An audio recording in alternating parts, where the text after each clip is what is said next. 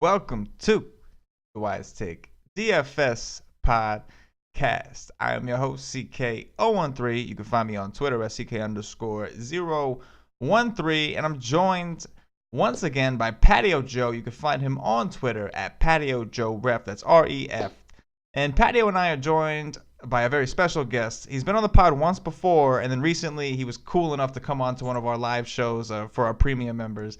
We got Goudsaab. You can find him on Twitter, first of all, at DFS Nowaab. That's NAWAAB.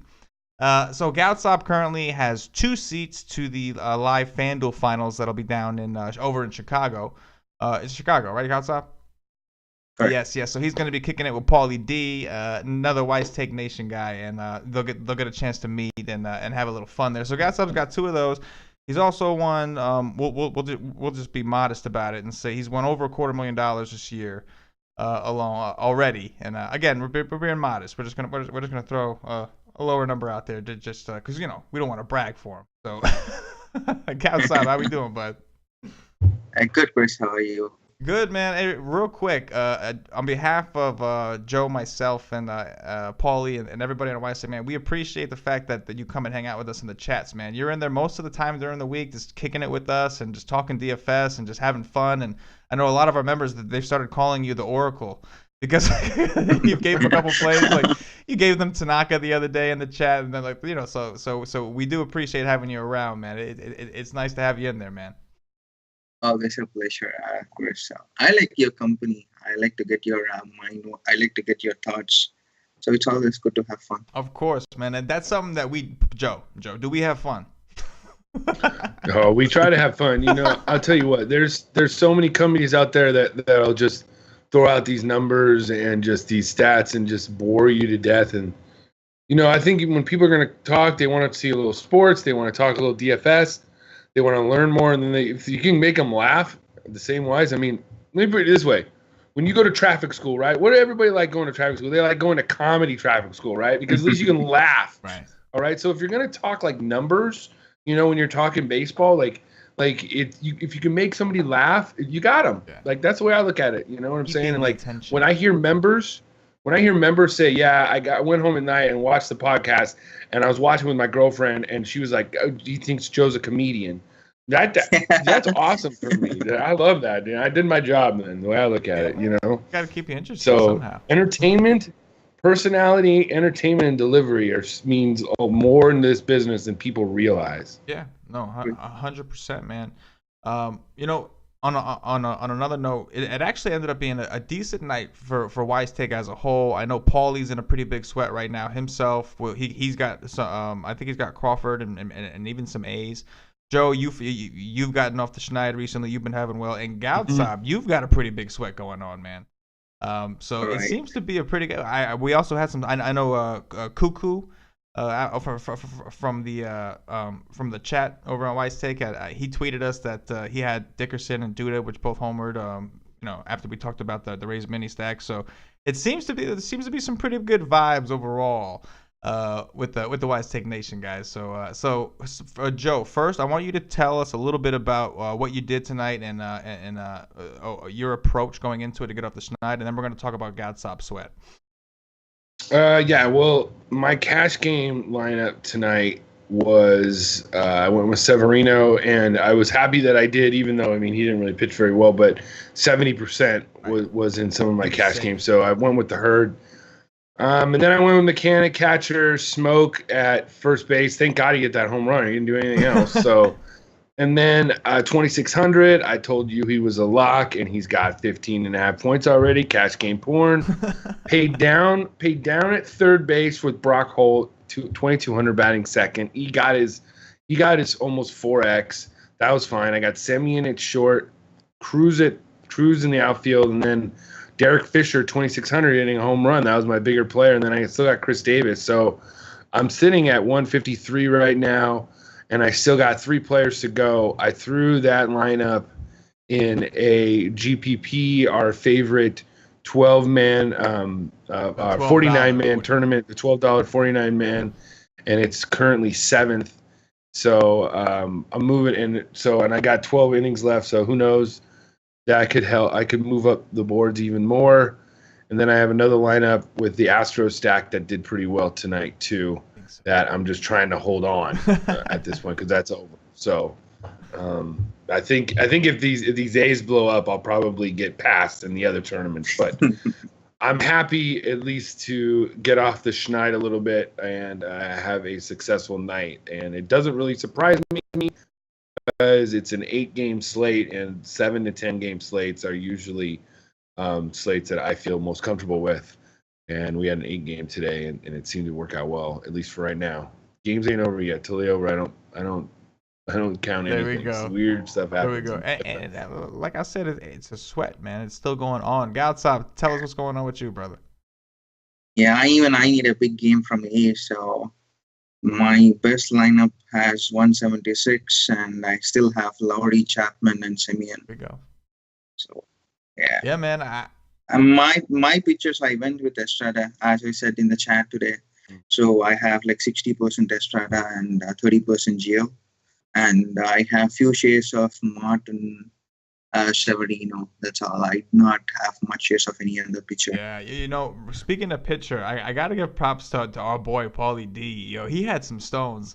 He's trying to prep for the final, so he's trying to focus more on his contest and pick like one lineup and doing it that way. He had the stones to put Urena in the lineup today. And Urena did good. Urena from the Marlins. From the Marlins. Oh, wow. Yeah, he had the stones to do that. He wrote him in his article, and he even mentioned on a live show, like he just said, "Hey, I'm gonna try it against the Nats." And like I don't think any of us batted an eye last year. We were kind of like, Pineda, and like so. Got to give him props, man. I mean, listen, he's witching out Goudsaab. He's sweating also tonight. I think he's waiting on the A's too. So. It was like I said, man. It was just a good night in general. I feel like for the community in general, which is always a lot of fun, man. But we do have a crap ton of games that we have to get through. We got 15 games tomorrow, and I'm sure that our listeners would love to hear your guys' insight. So you ready to dig in? Yeah, let's dig in. By far, I'll tell you what. By far, this is the deepest pitching slate of the year so far. By far. Definitely. All right, we got Ian Kennedy of the Kansas City Royals visiting Dylan Bundy of the Baltimore Orioles. I promise you it gets better. I know after that speech you were expecting to hear like a top name, and we came out with Kennedy and Bundy. I know, damn. I know. I promise you there's a lot of good pitchers. It just happens to be one of the only games with that one. Go ahead, Joe. What you got here? I know. So Kennedy and Bundy. Oh God, yeah. This will probably be a game where you're probably going to want to maybe look at the offenses a little bit. Kennedy gives up home runs to lefties, so the lefty hitters of Baltimore. So Chris Davis might come off first hand. That may be good. On the other side, the Royals, their offense is they seem like they'll either score 20 or nothing. So. I'm not really sure what I'm going to get tomorrow, but Bundy can be lit up. So if you want to hit off guys in little one-offs, I'm all for that. For sure. Goudsaab, what you got for us here? Definitely have interest on Kansas City stack. So Bundy, right? So I was looking at his number. He's throwing a lot of fly balls. 47% fly balls and 34% hard contact, and his strikeout rate is at 18.6. I think he's due for some regression, so I definitely don't mind the Kansas City stack. But coming to Kennedy, I was looking at his numbers. See, if you see his last 10-game log, except one game, he scored 20, 18, 16, 27, 22, 10, 21, 10. And for his salary, 6.5, I don't mind him playing him in GPP. Yeah. And of course, it's a big slate and you have a lot of options, but definitely a GPP You're talking play. about Kennedy. Yeah. Okay. I definitely think the Royals are interesting, especially after I think they kind of let a lot of people down today. I know there was some, I don't want to say that they weren't like necessarily the chalk, but they had a few players that were in pretty chalky spots. I mean, a lot of people went heavy on this game in general and from both sides and disappointed overall. A lot of people played Duffy, and the people that didn't play Duffy played some Baltimore. So it's like most of the people, regardless, did play some Royals. Like I think that they were pretty popular as a consensus, and it didn't work out. So I can see this now that there's more games. I can see people kind of going like in a different direction, going the other way, and this could be the spot here where you needed to be, because the Royals were red hot before they came into here. Before this game, we saw them tearing it up in Boston, right? Yep. All right, we got Anibal Sanchez of the Detroit Tigers visiting CC Sabathia, the lefty from the New York Yankees. Joe, what you got, man? Yeah, this is a game where I'm not going to pick Anibal Sanchez, but I'm not going to attack him either. So, and then on the other side, CC Sabathia, there's just so many other pitching options tomorrow that I'm just going to not worry about him. And if there's any, righties that hit lefties good, I'm going to look at it. But once again, this game is not a very tempting game for me. Right. Goudsaab, what you got, man? Same for me. I don't have interest in either of the pitchers or stacking either of the teams. So you have a lot of options. So I'll just get this game. Just don't fall into the trap of New York Yankees score like 5.5. Anibal Sanchez, he's been pitching good lately, and his xFIP and his stats shows that he's due for some good regression. So don't fall into the trap. I don't mind playing one-offs from that particular Yankees team, but I wouldn't play them as a stack tomorrow. Yeah, and you were mentioning that to us before the show that you felt like the Yankees would be one of the larger traps on the slate. And I totally get it, man. 5.5, it's Anibal Sanchez. And listen, the Anibal Sanchez that everybody's known to like everybody knows now. Yeah, he was terrible, but before that, this guy was phenomenal. Like he pitched great. Like he had that 1 or 2 year stretch where he was just terrible. Before that, he was really good, and he seems to be throwing a little more. Like there seems to be a little bit more he's working with now in his arsenal. He's getting a lot of ground ball. Like he's going for the ground ball. He's not getting them, but he has ground ball pitches, and so he's going to keep throwing those. We're going to start seeing that positive regression. He's been getting BABIP'd around a little bit also. BABIP was a little high in the past, so that's a great point. I think the Tiger, like I don't know if I would do a full stack yet, but some of these Tigers can really match left-handed pitching. So I think, like for instance, Miguel Cabrera is somebody who's like, I've just been waiting for that dude to just like, he's hitting the ball hard. The hard contact's there, his launch angles, everything is there. He just hasn't been getting it done. And so, like, I'm waiting. This smaller park could be a good situation as, like, a one-off. So I might have a little more interest in Detroit. Not as a full stack, but I might want to pick some of these guys because they have been doing pretty good against lefties. And it's a small park, right? And there's so many better pitchers on the slate that we got to pick our spot. We got to find some of the weaker ones to take a stance on. But, yeah, man, let's move on. We got Homer Bailey of the Cincinnati Reds visiting Jameson Taillon of the Pittsburgh Pirates. Yeah, just to let you know right now, Marcus Semien is up with the bases loaded and 1 out. Snap. Home run, please. So it's up right now. They just made a pitching change. So they got Semien, Cash Game Porn, and Davis coming up with 1 out and the bases loaded right now. So I'm watching it right now on my Is Joyce on the base? Who's on base? Matt Joyce. Rajay Davis is on the base because he pinch hit, and Joyce then Matt walked. Joyce just walked. Yeah. Maxwell looks like he got walked too. Yeah, Maxwell. So, okay, so this game is going to be a game that you might want to look towards some offensive goodness. The Pirates are very, are pretty hot team coming in. They're coming back home after a long road trip. So Homer Bailey can always get lit up, and I'm definitely going to be looking at some of these Pirates bats tomorrow. McCutchen, 3 home runs on Sunday. I'm going to like him. Josh Harrison, Josh Bell, some of the guys, and I think they might go a little bit overlooked. And on the other side, obviously, Taillon was the gold last week, and now he's just like an also ran this week. So if you want those Reds hitters, I don't mind it either. Okay. Outside, what you got for us here, man? Just wait for the Cincinnati lineup tomorrow. See how many lefties are in that lineup. If they throw more than 4, don't play Taillon. If they have only 2, like Scooter and Votto, then Taillon is definitely a GPP play because against righties, he's got 26% strikeout rate, but lefties, it's only 14%. So just look out for that. Semi and Homer, my bad. I didn't mean to interrupt you. Okay, that's good. No way, really? Semi and Grand I'm Slam, behind, bro. So, are you serious? Semi and Grand Slam. Oh, wow. Nice. I mean, I'm like behind right now, so I don't know why I'm East like Coast, bro. Oh yeah. Boom.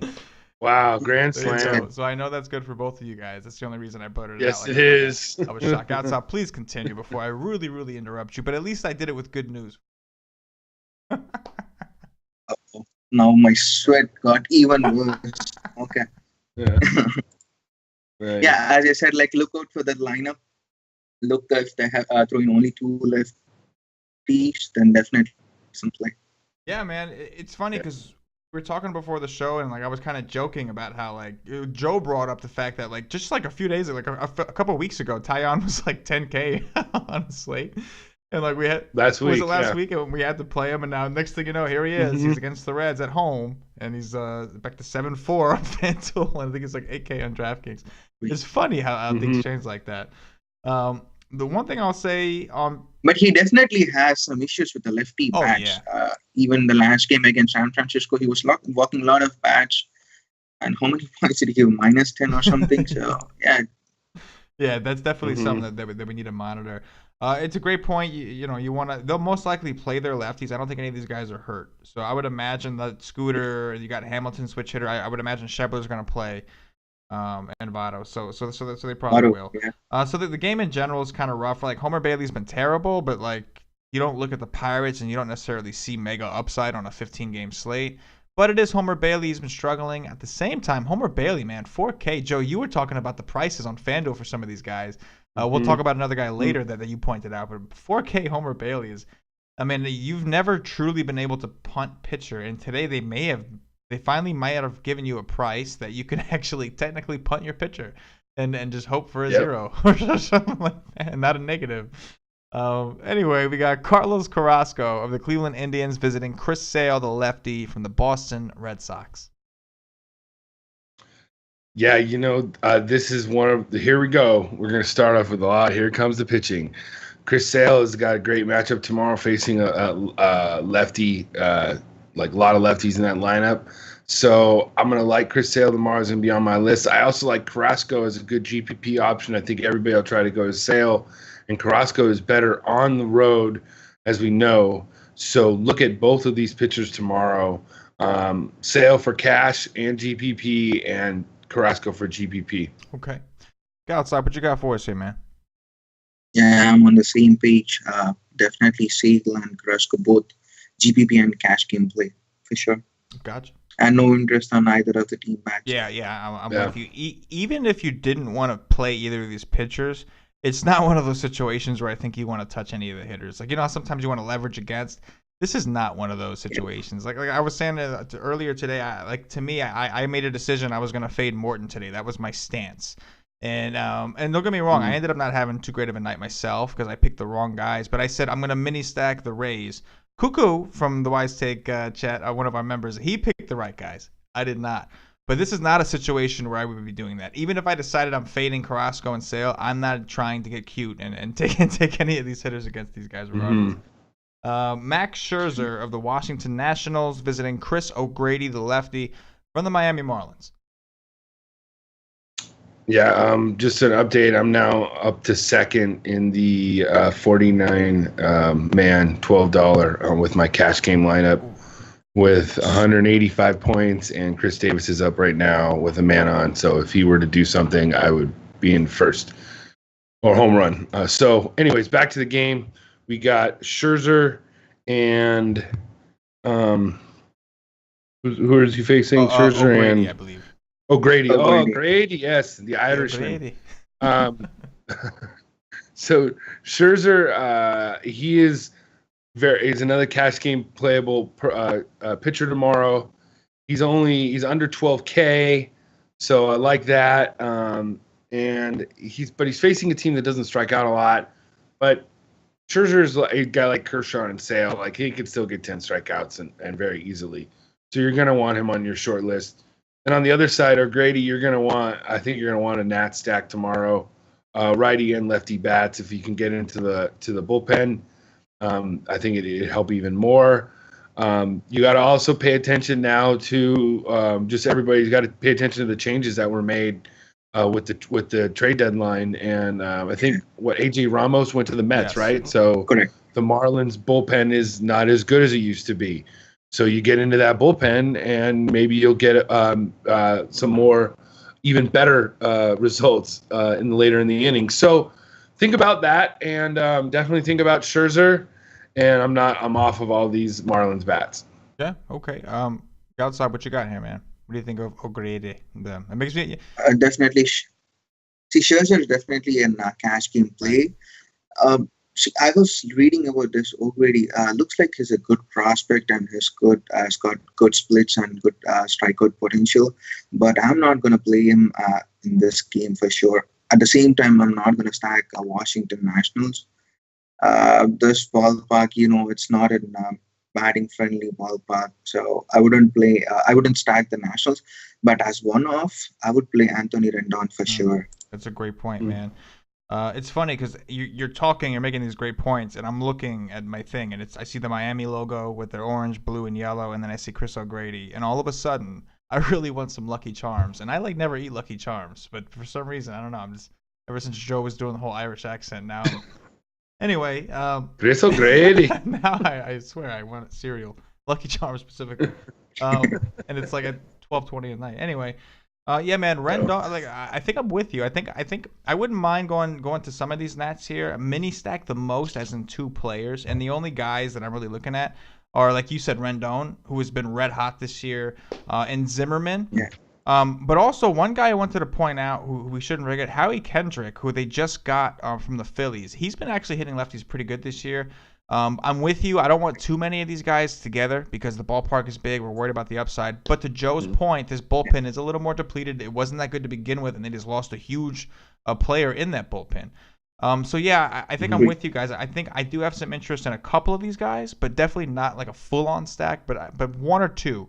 I could probably dig it here.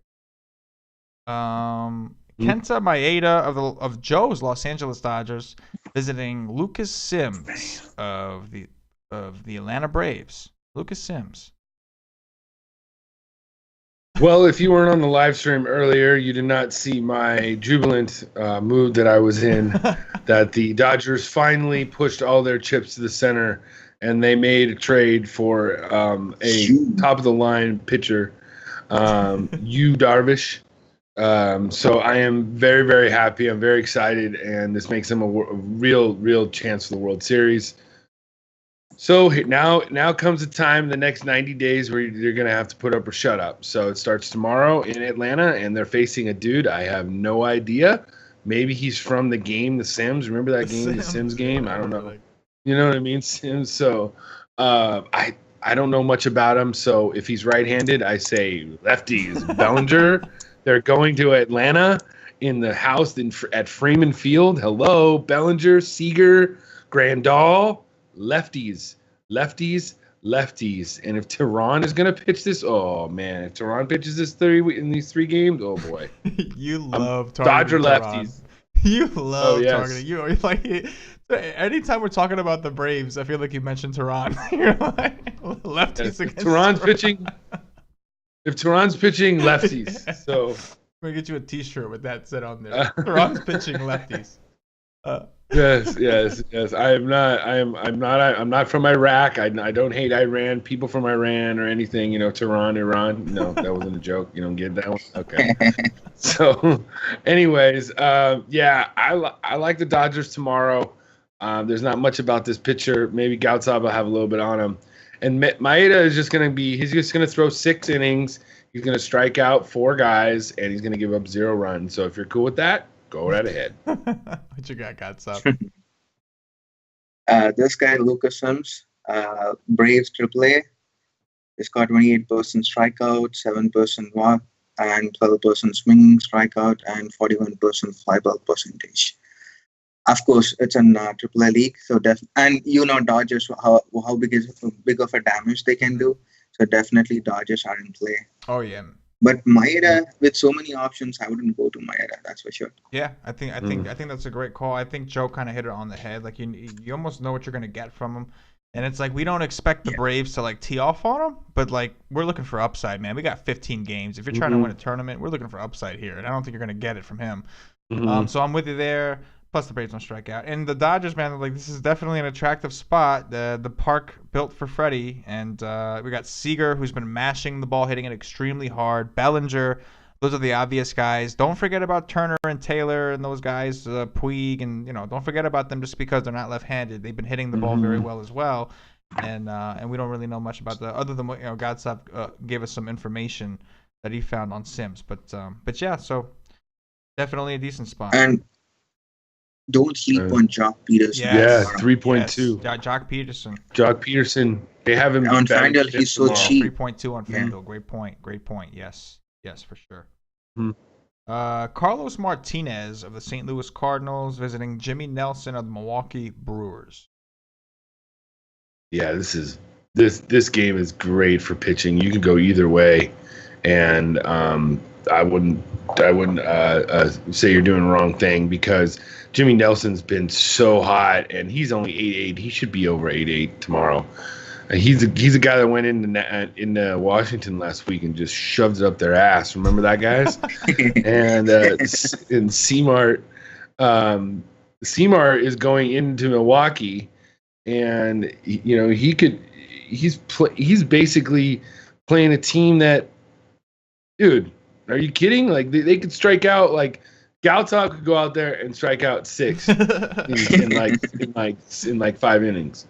All right, like it's CK with his splitter that I heard about today that he throws could strike out 4. Used to throw in like I'll do it with a fastball. So I don't know, it's just, and this team is cold too.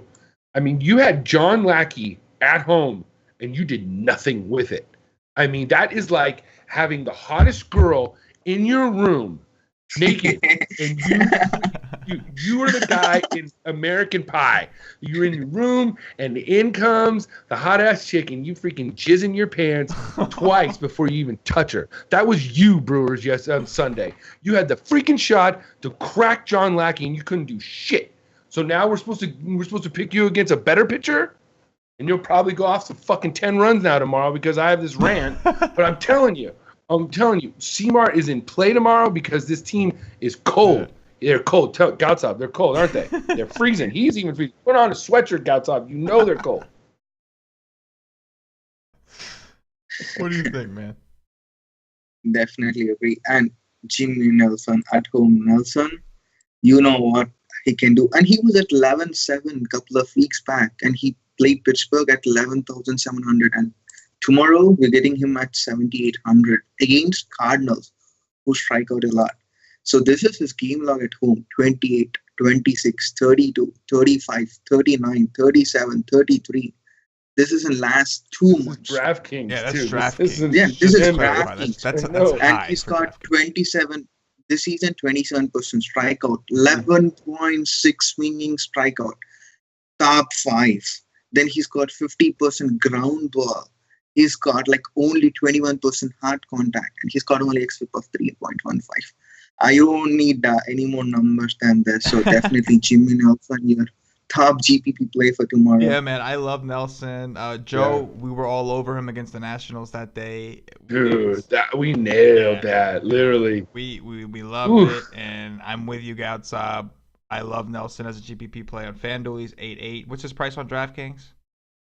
7.8. 7.8. Oh my gosh. Dude, that's like a lock SP2. The Cardinals only have tomorrow. 2 possible lefties they could even play right now. That's all they got.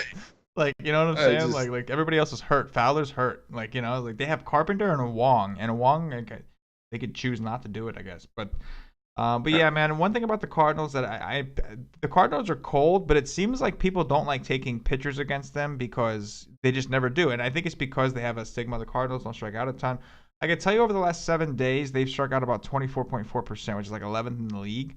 So listen, just because a team doesn't strike out historically, you always want to check and see where they're trending now. Because sometimes these guys get tired, man. Sometimes like the grind of the season hits them and things change, or they change their approach. They're like, yo, the singles got to go. We need you to hit home runs. All right, well, with more home run swings come more strikeouts. So you definitely want to keep an eye on like recent trends. You don't want to forget about it completely. Of course, the main basis is you're looking for sample size in baseball because of the variance. But don't sleep on the recency stuff, the hard contact rate stuff that matters now. What's going on now? So that's a great point. Goudsaab, I'm with you. Joe, I'm with you. And Love Nelson. of that Cardinals lineup, there's only 2 bats with over 200 ISO. Yeah. Guess who are there? De Jong and Carpenter, and nobody else has more than 180 ISO. Yeah, So- for sure. And also, Goudsaab, you just mentioned about Nelson's his numbers about how he's at home, and you read us his game logs at home. His xOBA this year is 3.5% better at home. So I know that you're going to see the small ballpark, and it might scare you, but this guy pitches better at home. Like he pitches better in this park. I agree with. I like both the pitchers in the spot. Obviously, C. Mart, he hasn't been pitching well. This could be a great get right spot for him. I definitely like both the guys in this spot, but I definitely agree. I think Jimmy Nelson is maybe the not so obvious one, just because people don't seem to like to target the Cardinals, even though lately they've been striking out. I mean, if you just look at his home logs, like FanDuel wise, his lowest is 37. That's his lowest, like since before May 23rd. At home, right? Oh yeah, he's got some 67 at home. in there, Like 58, 55. He got some great games. I mean, just running it up at home. So it's like, I feel like with all there's a lot of pitchers tomorrow, but I feel like we can kind of like weed them down, like kind of, you know what I mean? Like throw that out, just by, but these are 2 you have to keep on your list because it could really be, it could go both ways tomorrow. You could almost, Goudsaab, would you consider playing both of these guys on DraftKings together? Yes, for sure. Yeah. That's a great call, Joe. It was a great question. On DraftKings, definitely yes. Yeah. Definitely. Erasmo Ramirez of the Seattle Mariners visiting Nick Martinez of the Texas Rangers. This is interesting. We got to figure, because we got all these great pitching matchups, we're going to cross out all these offenses. So it's going to leave all these, offenses, all these bad pitching matchups, and here's one of them. So the Rangers are hot right now, and so I don't mind attacking Erasmo Ramirez. He's the type of pitcher, though, he never seems to get like really blown up. He'll give you 5 innings, give up 4 runs, and that's it. So hopefully they can get some more in the pen. And then on the other side, Nick Martinez is garbage, and he even knows it. So he wonders why he's in the major league. So you can attack him with these Mariners bats if you like it. They don't seem to be that expensive. If I see this right, Robinson Cano is 3.1. That is criminal. So think about that tomorrow. Think about that. Outside, what you got for us, man? Oh yeah, definitely Seattle stack for sure. And their prices: Cano 3.7, Segura 3.9, Gamel 4.1, Cruz 4, Seager 4, Valencia 2.8, Dyson through 3.4. So they're less than 4. Definitely them play. And Martinez, his numbers are so bad against lefties. 274 BABIP, 255 ISO, 369 WOBA. He's got like 37% fly ball against lefties. Lock and load Cano tomorrow. He's gonna bomb for sure. Yeah, definitely. Would definitely have to. Let's. Patrick Corbin, the lefty from the Arizona Diamondbacks, visiting John Lester, the lefty from the Chicago Cubs. Yeah, I checked the weather. If the weather changes and it starts blowing out a lot, you're gonna really like this game. Lester, if I was going Lester, I would attack him with the righty bats. Pollock, Goldschmidt. If Pollock gets on, he could probably steal a base for you. And on the other side, Corbin, I think you can attack him with these Cubs bats, even though the Cubs are just, they've been like one of the biggest disappointments this year in DFS. I think like you want to play them more, and they just haven't like produced the way that you think they should. Good value play tomorrow will be Albert Almora at 2.1. He hits lefties pretty well.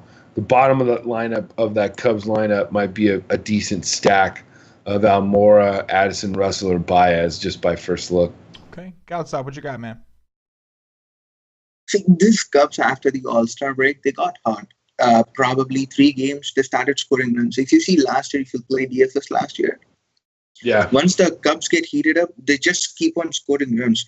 But this year, after 3 games, they went cold again. I'm not sure what exactly is wrong.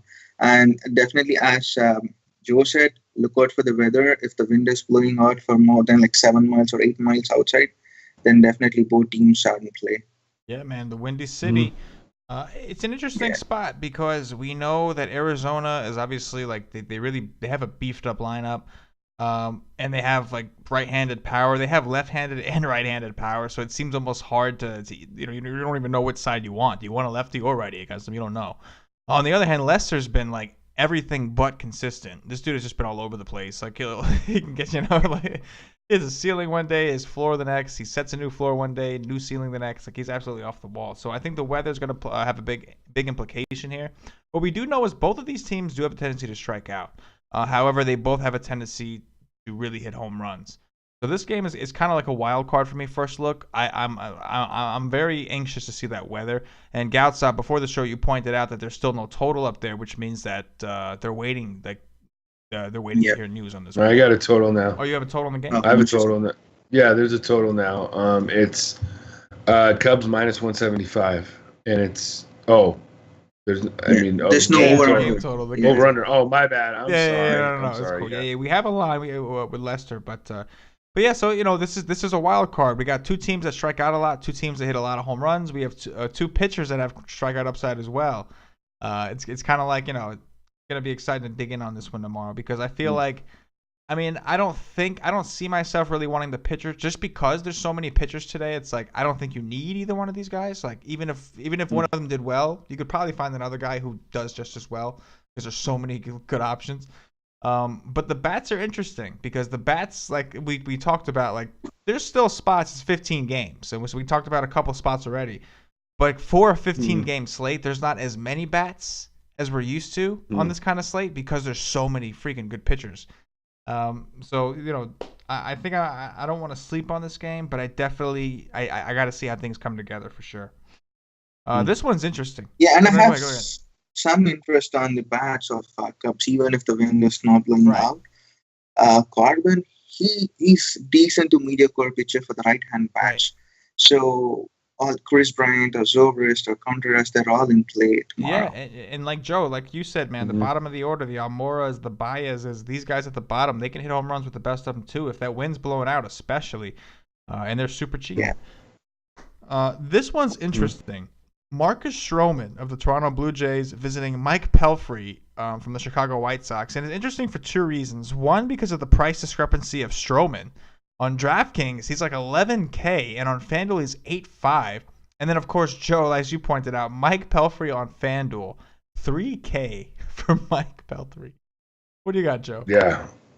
Okay, well, so Stroman's the highest favorite on the board tomorrow, and he's 8,500 on a core slate.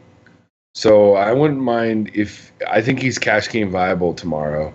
And he's facing the worst lineup in baseball.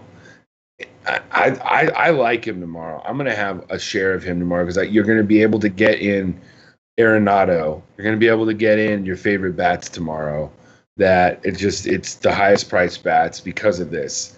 You're going to be able to get in your good stacks. So he's GPP playable too. And on the other side, if you wanted to throw Pelfrey tomorrow, I would not like blame you at all. The guy is like he's like just above like James Shields, bro. Like just above that. Like just like even just like a little bit. Like if James Shields is like an 11 size shoe, like Pelfrey's like an 11.5. You know what I mean? Just a little bit more. Like it's just not. But like if he's 3,000 and like 2 starts ago, he put up 24 points. That makes it he gives you 8x. So if I were to tell you your pitcher is going to get you 8x tomorrow, would you take it? You know what I mean? So people will go there. I don't think I will, but I think that the MME guys will. I think that the guys, the guys that just like to stack bats will, and it's like what happened early this year with Kershaw when they lowered all the batters under 2,000. They wanted to tempt you to take it, and I would tell you in cash games it's not that bad because if he gets on base once and steals a base or gets a double, he gets you like 3-4x right there. So it's not a bad idea. That's all I'm saying. Outside, what do you think, man? Unlike Joe, he's only a GPP play for me. I don't want to play him in cash.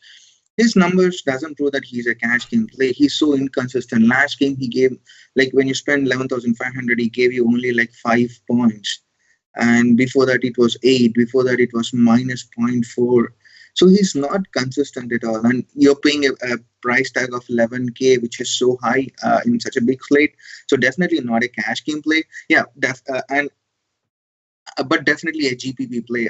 And how White Sox strike out against the right-hand pitcher. So definitely a GPP play. So wait a minute. So what about at 8.5 though? Is he a cash game play on FanDuel? If it was 8.5 on FanDuel, definitely a cash game play. But on DK 11K, no. Yeah, that's way too expensive. I agree with that. I was talking more FanDuel because I think that because it'll allow you to get access to the bats. Oh yeah. Yeah, true. I think that. But definitely he's got like good K upside on. Probably he can get 9 or 10 Ks easily. Even like with that worst White Sox lineup. Yeah, man. We saw Estrada who's been struggling like horribly this year. Like he had a good game at his price. He had a really good game at his price, and he still didn't look good. It was just the White Sox looked that bad. Like it was just he still didn't look all that great. And literally, I guess Estrada can't buy a win. Literally, that was crazy. His team blew a serious lead, but yeah, Stroman is obviously a bigger caliber pitcher, and like his price discrepancy is just crazy, man. Like 11K on DraftKings and 8.5 on FanDuel. It's almost like on FanDuel you have to play him in at least one lineup, it's just because it's like the value alone, Let me ask you this, Goudsaab. What about like what I was talking about, Pelfrey at 3,000? Is that tempting you at all? Oh yeah. GBP. You see? He said, even in the worst case, right? If you're playing a bat at 3K, you're ready to take 0 from him in this game. With like he's got good amount of ground ball percentage, right? Even if he gives you 6 points, 7 points, just take it and play the high priced bats, and you can still get it. Top 10 of the GPP. Yeah, I'm telling you, dude, he's gonna be. You could pick your favorite pitcher, pair him up with Pelfrey on DraftKings, and then just load up on any bet you want, anything. Yeah. See, on DraftKings, I don't think it's he's playable, Krish. The reason you get minus points for every walk rate and all, right? Yeah. So in DraftKings, rather than playing him on DraftKings, I'd rather play him on FanDuel, where you just take 10 points, 12 points.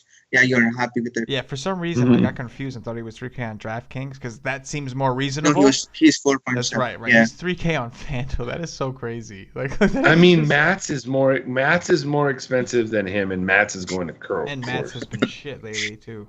Mats has been terrible. Wow. All right, this one's interesting. Chris Archer of the Tampa Bay Rays visiting Mike Fires. I still don't know how to pronounce his name, of the Houston Astros. Yeah, after all those pitching matchups, I'm crossing off Chris Archer, even though I love Archer, but he's facing one of the best teams in baseball, so I don't like him tomorrow. And as for Fires, he is facing a team that could strike out a lot, and he does have some strikeout upside. So he's somebody I might look at in GPPs. His price is not that expensive, but he's right around Stroman and Samardzija and Nelson. So I think that he might go overlooked, maybe, and so maybe you could have a little bit of him because he has. Like I said, he has a little bit of strikeout. He struck out 11 against Minnesota on the 16th of July, and then 9 against Baltimore and 7 against Philly. So he's facing a team that strikes out more than all of those teams tomorrow, and he's at home. So I think he is viable tomorrow. Yeah. Goudsaab, what you got, man? I think both the pitchers are in play, especially for GPP. But at the same time, both team stacks are also in play for GPP. So I like them both ways. So Fires, he gives he's got a lot of fly ball percentage. So definitely The Rays are in play, and at the same time, Archer, right? He may throw 3 good innings or 4 good innings, but Astros are so hard. They may like kill him with the pitch count, and once he's done, the Rays bullpen is so depleted. Probably Astros going to take it from there, and then again score like 10, 12 runs easily. So both the teams are in play. At the same time, both the pitchers are also in play in GPP for GPP. Yeah, it's one of those funny situations, but it's completely true. Like today with Morton, like obviously that was my big thing. Is I wanted to take a stand. I wanted to fade Morton. He didn't do terrible. Like in cash games, he was just fine. He just I was just hoping he wouldn't reach that GPP ceiling he reached the game before. And so this is a situation where it's like one thing I noticed as I was rooting against him was this Rays lineup with Morrison and Duda is going to be extremely tough against right-handed pitching. We got Dickerson, Duda, Morrison, Miller, and Malik Smith, all of which are capable of hitting the ball very hard, all of which are capable of hitting home runs. So that makes me like I don't necessarily think I want to pick on the Rays with a righty. I think I definitely want to stick to targeting lefties against them, at least for now. With that said, they have their 30%. They have like a 30% K rate over the last 7 days, so like they've been the strikeout team for sure. So it's interesting because we know Fires, he's got a little bit of upside. We know the Rays strike out a lot, but we also know the Rays have upside. So it's like it's exactly that. It's like this is a game where you kind of have a little bit of interest in everything. Like there's nothing that you love that you're like I'm gonna have this, but as you're looking at it and you're like I like a little bit of it all. I like a little bit of the hitters on both sides. I like both the pitchers kind of. Like Archer is like we normally only want Archer at home, and the Astros don't strike out. But if you're gonna pick on the Astros, which I'm not necessarily recommending. I'm just saying if you're gonna, it's probably now is the better time to do it while they're missing Springer and Correa. So it's it's funny that I don't want people to look at this and say, oh, they're not giving a take. That is the take. The take is all 4 options. The pitchers from both sides and the hitters from both sides are interesting, and that's basically it, right? I thought I read that Springer might be coming back soon. I don't know. It might be tomorrow. I'm not 100% sure. I thought he was coming back like 4 days ago. I don't know what the hell happened to him. Yeah. So he could be coming back any day now. Any day now. So here we go. And Astros has good BVP against Archer, especially 3 players who are we know his Altuve, Beltran, and McCann. Oh yeah, for sure, man. Beltran, Even McCann, Marwin Gonzalez had an off day. He had a day off today. I'd like to see him back. Reddick's going to be in there. Fisher had a great game today. He's going to have his hands full tomorrow with his Astros lineup, man. They could hit, and we already know Archer, he already struggles on the road as it is. And Dickerson's heating up. Yeah. Dickerson's heating up, so get him while he is cheap. Yes, great point. Steven Matz, the lefty from my New York Mets, visiting Jeff Hoffman of the Colorado Rockies. Nolan Arenado? Yes, sir. Yep, that's what you want against a lefty at home. So he's going to be. What's his price? He's 4.8 on FanDuel, so it's not that bad. It could be worse. But you can get the whole stack of the Rockies, and on the other side, Hoffman is. I like the lefty bats. I think you can get Conforto, Bruce, Walker is back. That's not bad. I don't mind this game. If you want to stack it, go right ahead. The total is over 10.5. Yeah, so go right ahead if you like it. What you think, Goudsaab? Oh yeah, it's cool. So obviously both the teams are in play. Hoffman and Matz, both are gas cans. Especially the righties. Arenado, Reynolds, Sweatin, they're going to get a bomb tomorrow for sure. Oh, man. You know what? I just remembered. I think Ahmed Rosario might get called up. I think he did, right? Did. So he's going to be – he might play tomorrow. He's a highly regarded prospect for the Mets. He's one of the reasons that the Mets didn't want to re-sign Neil Walker is because they want this kid in their future playing, and he's a reason they don't want to – they're not re-signing Asdrubal. So they have high expectations for this kid. I don't see a price, so you might not be able to play him. But I do want to mention him going forward because the Mets have pretty much packed it up. So now they're going to let the young guys kind of play a little bit. Another thing that I think, obviously the lefties are in play. But don't forget about some of these righties. Like, I don't see a world where I would play 3.8 for Wilmer Flores. Like, I'm sorry, but I just can't. And not against a righty, at least. Like, Wilmer Flores is 3.8 on FanDuel. That's kind of ridiculous. He's been one of the better hitters. Don't get me wrong. But like in the long run, he's just not one of those, like, he's not like Cespedes. I love Cespedes in the spot. I feel like people are gonna, like, nobody's gonna want to play 3 Met outfielders, right? Like, people just don't want to do that. They don't want to spend their entire outfield on one. So I feel like if they're gonna pick, it's most likely gonna be the lefties. So they're probably picking Conforto and Bruce. I feel like, and like if they're gonna leave Cespedes out, dude. Oh man, Hoffman's been giving up a little bit. Like, he's been giving his xOBA numbers to righties have actually been worse this year as far as trajectory and how the ball is being hit. So I love Cespedes in this spot. And like you guys said, man, the Arenado, man, Reynolds on the other side, Matz has just been horrible, man. He's just we know that the breaking balls don't break as well here, and these are 2 pitchers that, at least I know Matz throws a ton of curves. He relies heavily on that curve. So if that thing's gonna be hanging, man, so it's gonna be a long night for him. Yeah, you see, I tried to build a lineup here. So even with all the righties of Rockies, including Blackman as a lefty, and play Manaya and Samardzija, you can still build a good lineup. So yeah, definitely play. Yeah, for sure, absolutely. Jeff Samardzija of the San Francisco Giants visiting Sean Manaea of the Oakland Athletics. There you go. Yeah, the Battle of the Bay, as they call it.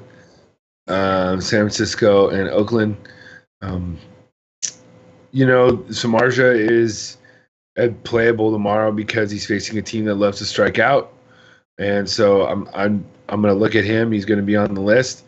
And Manaea, other people will like Manaea. I won't, just because the Giants don't strike out that much. So none of the hitters for the Giants. And I like Samardzija tomorrow for this game. Gotcha. Goudsaab, what you got here, man?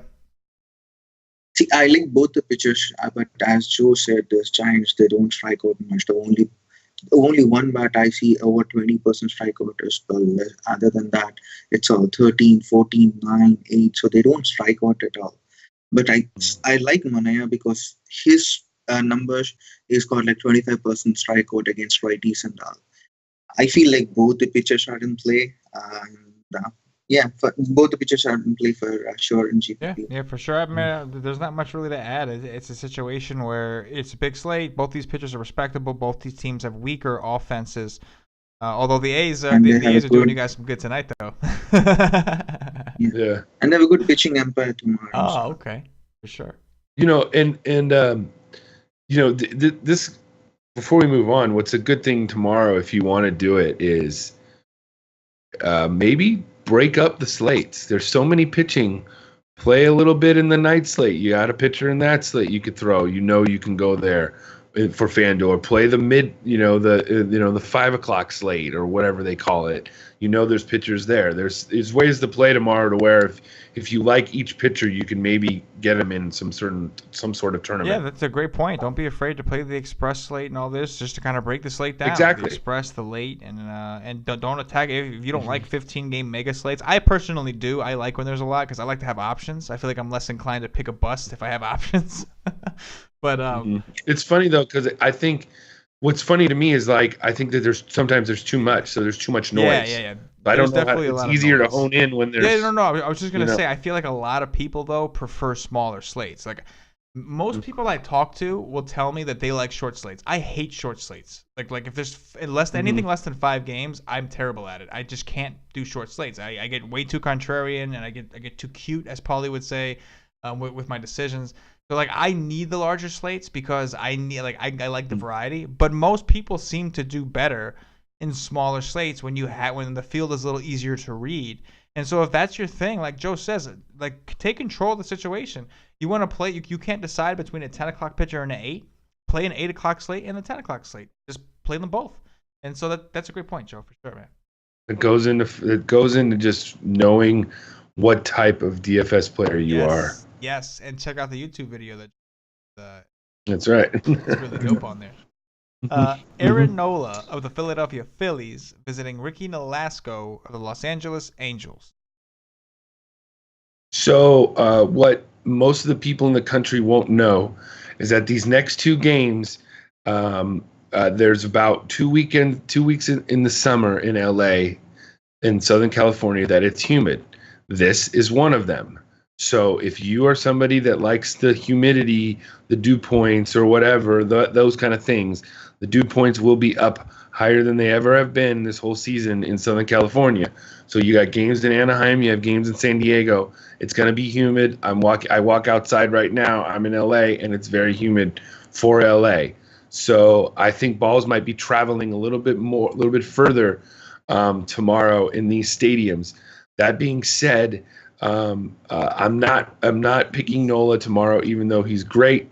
And the Angels, I'm not gonna pick most of them either because the Angels just don't strike out a lot.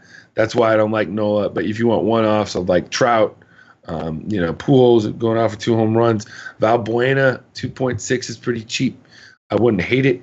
And then on the other side, Ricky Nolasco, we all know he loves to give up home runs. He has one of the highest home run per 9 in the majors. So if you're liking guys like Nick Williams, Galvis, Altair, even Herrera, Odubel, I don't mind it because I think they'll be really, really like nobody's going to go there because the total is so low too. Yeah. Goudsaab, what you got here, man? Yeah, Nola is definitely a GPP play, not Nolasco.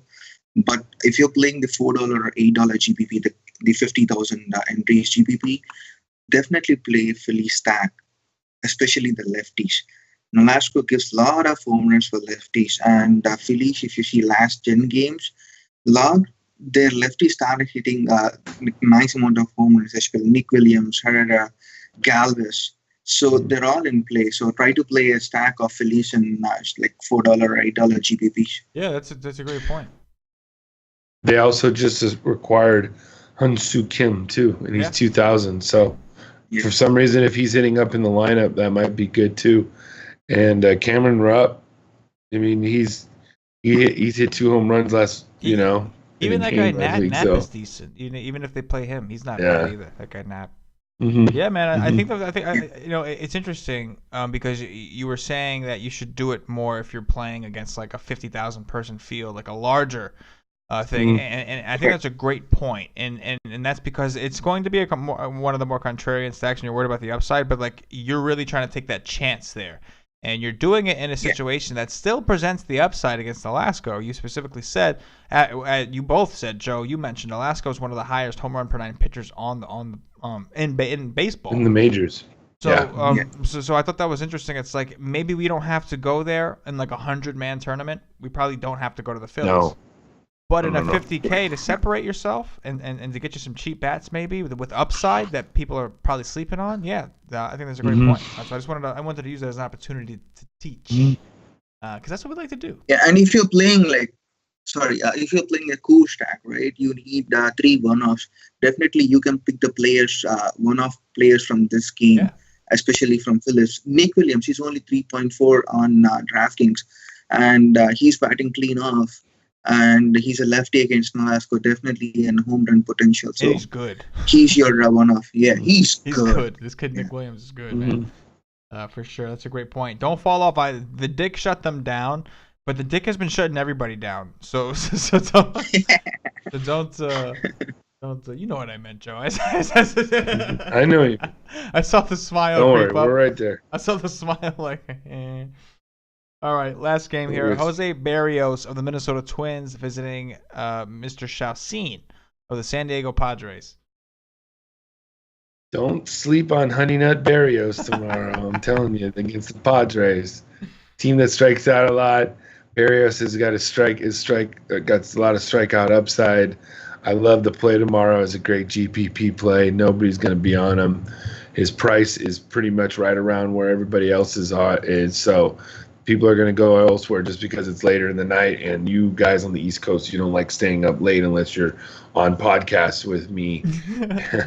So, anyways, I think that it's a great play tomorrow for Berrios. And Chacin, believe it or not, if you wanted to pitch him, he's pitching at home. So he's been great. He's been a lot better at home. So I just don't think he has the upside to win you a GPP tomorrow at his price. Yeah, I gotcha. Go ahead, Goudsaab. This game is something which I don't either take the pitchers or the bats, because Berrios, he's got like two pitchers, right? Like he either pitches fastball or he's got like the curveball. He's like 61% a fastball. And this Padres bats, they're so good against fastball, so especially like Myers. This guy, Margot, the first person whoever is batting, he is good. Margot, yeah. Then yeah, Renfro, then Mm-hmm. Austin Hedges if he's batting. So they're good against fastball. So I wouldn't like go all in on Berrios, but he's definitely a GPP play. But at the same time, Padres, yeah, you can just play one off from this particular team in GPP. Yeah, you know what's Mhm. interesting is like Joe, to your point, man, you mentioned about the humidity being higher than usual. I'm looking 76 Mhm. degrees, 73% humidity in San Diego. So I told yeah, you. man, I'm not that's lying. interesting. And as far as, I mean, it seems to me like the ball may carry a little bit. If that's the case, the Padres could be just like the Phillies. Like the Padres and the Phillies, I'm not saying together, but like those two teams in general. If you're in those long tournaments, like those long shot tournaments, like Goudsaab was talking about, these are a couple teams that you don't want to necessarily sleep on here. Or the Twins. Or the Twins. I mean, I don't know why Oh yeah, all the People- twins. Yeah. Twins. people aren't gonna pick against Chacin because I think people know now when Yeah. he's at home, or at least the Sharps do. Right. The Sharps know that Chacin is pretty good at home. So, you can get like a Kepler 2.8, Rosario 2.9, Granite. God, Granite was 2,000 like 3 weeks ago. He's 2.8 Yeah, I now. know. He had like Jesus one Christ. good game, maybe two. It's so weird the way these prices.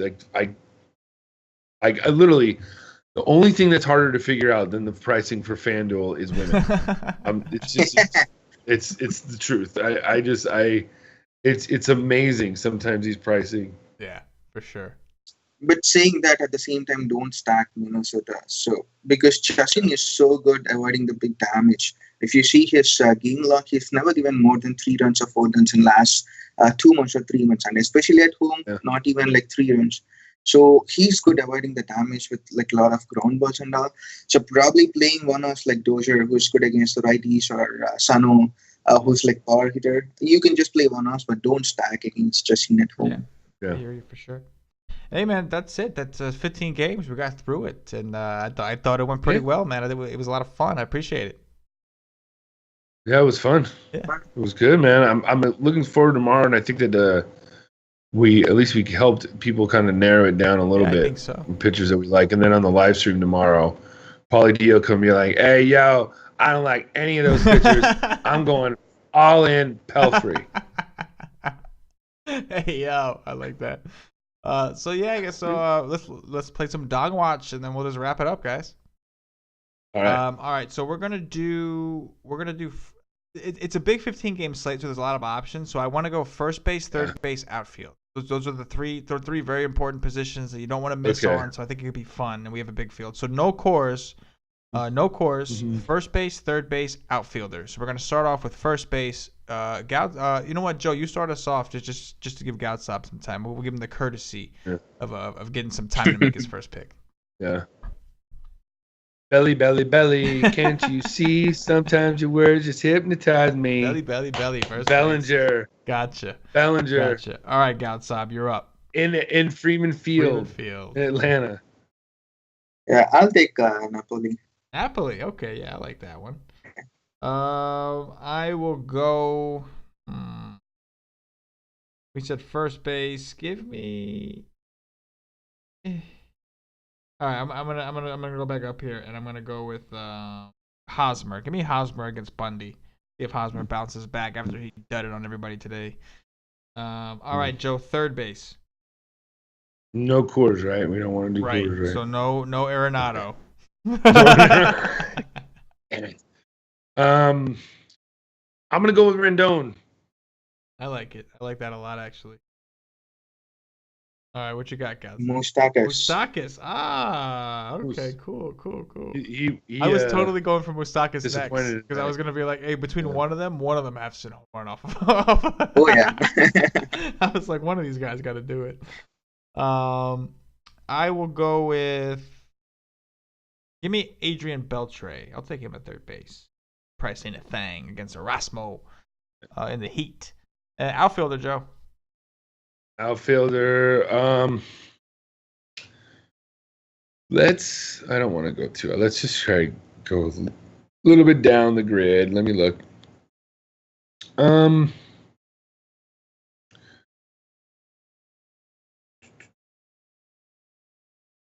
I was going to go down the grid, then I might go back up the grid. No, I'm going with Nick Williams. Oh, I like that call. It's a little different. Solid one. A little different, man. You know, Goudsaab. Outfielder. Jock Peterson. Jock me off. Damn. It was like Jock was my first choice, but my second choice, my backup choice, was actually Nick Williams. So then Nick Williams got called. I was like, oh, okay, so I still got Jock. And then there it goes. Actually, that's a good call, Nick That Williams. was a really good call. Yeah. I like Jock too, though, for sure. I think those are both solid picks. And so now I got to rummage through all these outfielders here. Find a quick replacement. All right, give me. I don't want to do. I will go with. I'll go back to Dickerson, man. He seems to be heating up. Yeah, I was gonna tell you to go to I'm gonna C-Dick. go back I to was just thinking I was going to I'm gonna go C-Dick. back to C-Dick. I'm gonna go to Dickerson. Why not? Yeah. You know, you guys totally got me with the Williams and Jock Peterson call, but it's okay. I'll go with C-Dick. He's been pitching well. Listen, before we say our goodbyes, this is a good opportunity to tell everybody, don't forget, for you podcast listeners, only for the podcast listeners, you get 20% off of any of your membership plans. You can try us the day pass, normally $250. You get 20% off of that. You get 20% off the week pass if you want to try us for a week. And of course, if the recommended choice, sign up monthly, you get 20% off of your monthly pass. But the promo code to use is podcast. Very simple. Podcast, PODCAST. And you get 20% off. And that's something that we're only advertising on this podcast. We don't put it up on Twitter. We don't put it anywhere else. It's something that we do specially for our podcast listeners.